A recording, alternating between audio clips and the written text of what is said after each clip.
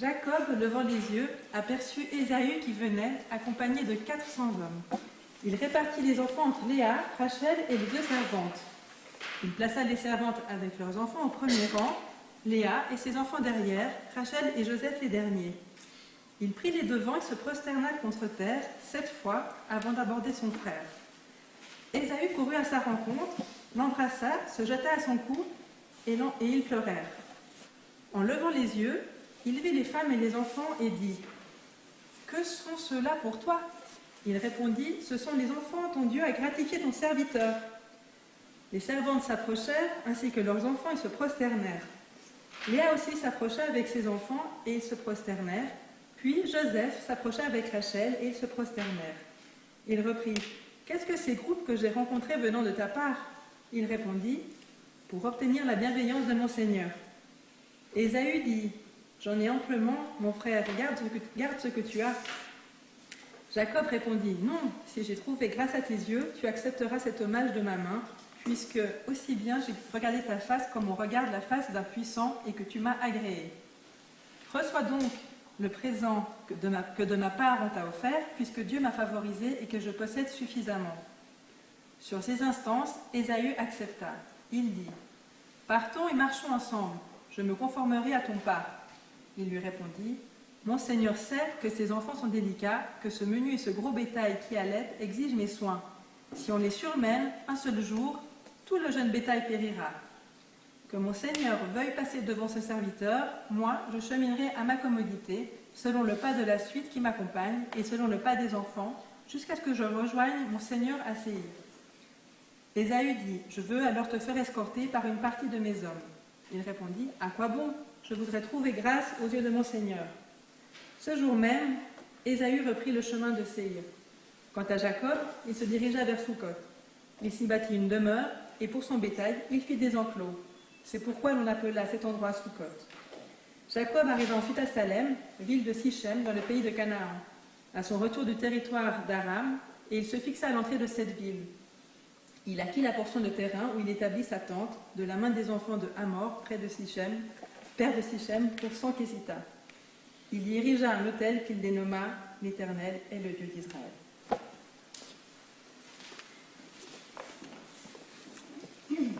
Ce texte suit plusieurs épisodes que vous connaissez, entre autres la lutte de Jacob contre ce qui semblait être à un moment un ange, ou lui-même qui se débattait avec ses idées et ses questions, et puis cette façon de procéder de telle sorte que Ésaü soit adouci. Et puis il y a un verset qui pose question, qui a été traduit d'une certaine façon dans la Bible du rabbinat, car dans la Bible du rabbinat, il est dit « Et Jacob arriva dans la ville de Salem, une ville de Sichem. Vayavo Yaakov, Shalem, Ir, Shechem. » Et les commentateurs se sont dit « Il ne s'agit pas de Shalem, qui était l'ancien nom de Jérusalem. Cela ne peut pas être ainsi parce que l'on ne peut pas définir la ville de Jérusalem comme étant une ville du territoire de Sichem, de Sichem. » Et la plupart des commentateurs disent la chose suivante « Et Jacob arriva intact, Shalem, dans sa totalité, il était dans un état de plénitude, à côté de la ville de Shechem. Il était dans sa plénitude. Il était en paix avec lui-même. Et Rachi cite un passage du Talmud qui dit « Jacob était dans sa plénitude parce que, en dépit de tout ce qu'il avait vécu, des tensions avec Ésaü, des tensions avec son beau-père Laban, avec ses beaux-frères qu'il avait dû fuir à un moment, en dépit de cette rouerie de Laban qui lui avait amené Léa au lieu de Rachel,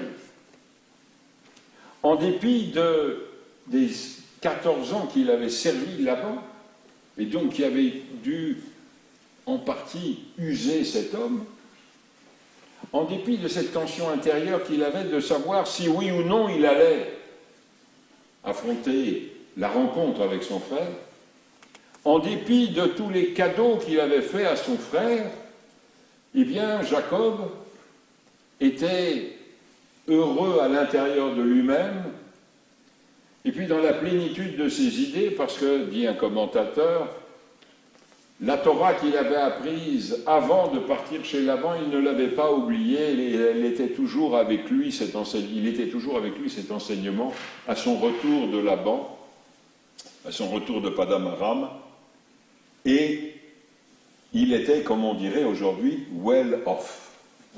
Donc, Jacob était shalem, il était tranquille, heureux, paisible. Et on se dit que tous les versets du chapitre qui précède, et même le chapitre précédent, nous montrent une progression. Jacob, dans le chapitre précédent, envoie des serviteurs avec des cadeaux à son frère. Et les serviteurs doivent dire à Ésaü, ceci est une offrande de ton serviteur, Jacob, à son maître, Ésaü. On est un peu étonné de ce langage. Mais il faut se souvenir que dans cette région, et encore aujourd'hui, il y a des termes qui sont utilisés pour amplifier la pensée, mais qu'en aucun cas, Jacob s'est considéré comme étant un serviteur esclave. Mais il rappelle par là qu'il y a une relation, et que quand on est en relation avec les autres, on est dépendant des autres. D'une certaine façon, ils sont nos maîtres, parce que ce que fait l'autre influe sur soi, et ce que l'on fait soi influe sur l'autre. Il y a donc, effectivement, une relation qui n'est pas totalement de maître à serviteur, mais néanmoins, il y a une influence des autres sur ce que nous sommes. Et c'est ce que Jacob fait dire à ses serviteurs. Dites-lui que nous sommes en relation et que je sais quelles sont les interactions qui nous lient, lui et moi et lui. Donc, c'est le premier stade. Le deuxième stade est que Jacob va se présenter à son frère, après avoir lutté contre l'ange, va se présenter et il va venir avec les siens. Et le texte dit, et il se prosterna jusqu'à terre. Et il se prosterna 7 fois. 7 fois pour montrer qu'il y a vraiment chez lui la volonté de faire comprendre à Ésaü que bien qu'il ait le droit d'aînesse, eh bien au-delà de ce droit d'aînesse, il y a une relation entre eux, et que cette relation entre eux le place, lui, Jacob,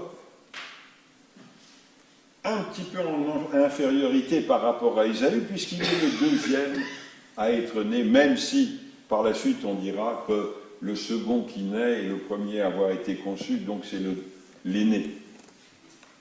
Il transmet un message de fraternité, de dépendance, et un message d'humilité vis-à-vis de son frère.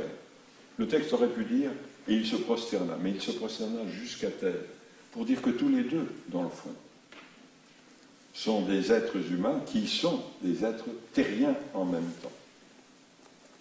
Et le verset suivant est un verset très intéressant, parce qu'il y a 3 verbes qui sont attribués à Ésaü.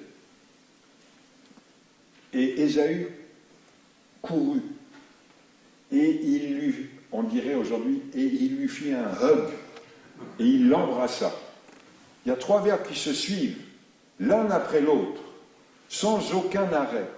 Il y a comme une espèce de vigueur, de mouvement qui ne peut pas s'arrêter. C'est-à-dire qu'Ésaü, en voyant son frère, tout d'un coup, réalise la fraternité et tout ce qui les lie l'un à l'autre. Et il se précipite vers son frère, et il entoure son frère, et il l'embrasse, et Là, on est au milieu du verset. Il y a 3 verbes d'abord. Une virgule, Vayivku, et ils pleurèrent.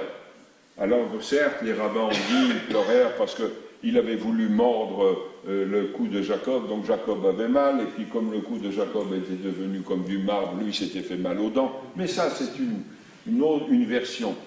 En fait, ils réalisèrent tous les deux tout ce qui les liait l'un à l'autre. Et ils pleurèrent. Donc le verset est caractéristique. Et il courut Ésaü, et l'enveloppa, et l'embrassa, virgule, et ils pleurèrent au pluriel. Et quelque temps après, il y a ce fameux verset. Vayavo Yaakov Shalem. Et Jacob arriva dans la plénitude. En fait, la plénitude de Jacob, alors qu'il était d'une certaine façon redevable à Ésaü parce qu'il l'avait contourné et il avait fait que son père le bénisse à la place de lui, à sa place à lui, Jacob. Donc il était redevable vis-à-vis d'Ésaü. En fait, Jacob avait tout fait pour aplanir ce qui était, pour qu'il n'y ait pas chez Ésaü de ressentiment. Et quand il a vu que chez Ésaü il n'y avait plus de ressentiment, alors Jacob était entier, Shalem, dans la plénitude de son être, dans la tranquillité de son âme et dans la tranquillité de sa relation avec son frère. Quand on regarde cela, et quand on se dit que dans le fond, Ésaü aurait pu avoir un ressentiment profond et une certaine haine vis-à-vis de son frère, qui aurait péjoré la vie de Jacob, on se dit qu'aujourd'hui, quand on regarde ce qui se passe dans certains de nos pays, et en Israël également, nous sommes souvent les jouets de notre ressentiment. Quand on voit que certains politiciens en Israël désirent que les arrêts de la Cour suprême puissent être annulés par la Knesset à la majorité simple, on se dit que là, il y a quelque chose aussi qui est le résultat du ressentiment. Quand certains n'ont pas pu faire passer des lois, au lieu de se dire « c'est ainsi dans notre pays, la Cour suprême a statué », non. Ils veulent qu'au-delà de la Cour suprême, la Knesset puisse annuler les décisions. Quand on voit qu'il va y avoir un département de l'identité juive qui dépendra du Premier ministre et d'un ministre ou d'un sous-ministre ou d'un demi-ministre ou d'un quart de ministre, on ne sait pas très bien, qui a des paroles extrêmement violentes contre tous ceux qui ne sont pas comme lui, on se dit que là aussi, il y a peut-être un sentiment de vengeance qui s'exprime. Et si on regarde les autres ministres qui se sont exprimés, on se dit que l'on risque en Israël de rentrer dans un processus social extrêmement négatif, où les uns auront le sentiment d'avoir été privés et où les autres auront le sentiment d'avoir été floués. Je ne sais pas qui fera le premier pas. Et qu'il me soit permis de juste d'ajouter quelque chose. Quand on regarde les journaux israéliens, on se dit que le Premier ministre, qui a été pressenti pour former le gouvernement, est dans une extraordinaire position de faiblesse, et non de puissance, et non de chalem, de plénitude, parce qu'il doit laisser s'exprimer tous ces ressentiments-là pour pouvoir former un gouvernement. Et c'est dans le fond un aveu de faiblesse de sa part. Mais il faudrait que les politiciens israéliens regardent le verset concernant Ésaü, qu'ils essayent de comprendre comment on peut passer du singulier au pluriel, comment on peut essayer de surmonter ses positions à soi pour essayer de trouver celle qui s'harmonise avec les autres, sans que l'on ait besoin, les uns et les autres, de pleurer.